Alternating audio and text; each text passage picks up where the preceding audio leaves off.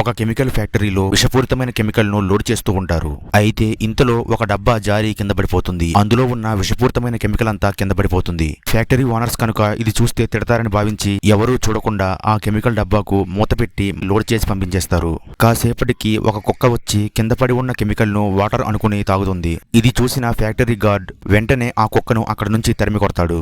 రాత్రికి పని ముగించుకుని ఆ ఫ్యాక్టరీ గార్డ్ ఇంటికి వెళుతూ ఉంటాడు. అతనికి ఆ కెమికల్ తాగిన కుక్క కనపడుతుంది.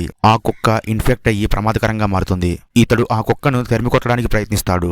అయినా సరే ఈ కుక్క ఇతని మీద పడి కరుస్తుంది. ఆ తరువాత ఇతను వైద్యం చేయించుకుని ఇంటికి వెళ్లి భోజనం చేస్తూ ఉంటాడు. కుక్క కరిచినా సరే ఎటువంటి భయం లేకుండా చికెన్ తింటున్నావు, నీకు ఏమాత్రం బుద్ధి లేదు అంటూ వాళ్ళ అమ్మ తిడుతూ ఉంటుంది. కోపంతో తన అమ్మ మీద దూకి కరిచేస్తాడు. అప్పుడు ఇతని భార్య ఇతన్ని కొట్టి పక్కనే ఉన్న రూమ్ లో లాక్ చేసేస్తుంది. భయంతో పోలీసులకు కాల్ చేస్తుంది.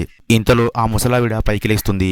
ఈమెను కరవడానికి మీదకి వచ్చేస్తుంటుంది. మన ఛానల్ ని సబ్స్క్రైబ్ చేసుకోండి.